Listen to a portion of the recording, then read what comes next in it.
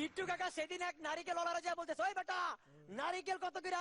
দাদা 20 টাকা পিস। কোথার বেটা নারিকেল তো গাছে ফ্রি পাওয়া যায়। তাহলে যান না আপনি নারিকেল গাছে যে উঠেন। গিট্টু কাকা তারপর এক নারিকেল গাছে যে উঠলো, হঠাৎ করে পা পিছলে গেল, গিট্টু কাকা নারিকেল ধরে ঝুলা আছে। এমন সময় একটা লোক উটের পিঠে করে যেতেছে। গিট্টু কাকা বলো, ভাইজান আমারে নামাই দিবেন? কাহা 500 টাকা লাগবো। আচ্ছা ঠিক আছে আমি রাজি। ওই লোকটা গিট্টু কাকার পা ধরলো, এমন সময় নিচে উঠ পালাই গেল। এবার দুইজনই ঝুলে আছে। একটু পরে একটা লোক হাতির পিঠে করে যেতেছে। গিট্টু কাকা বললো, দাদা আমাকে দুইজনটা নামাই দিবেন? কাহা 1000 টাকা লাগবো।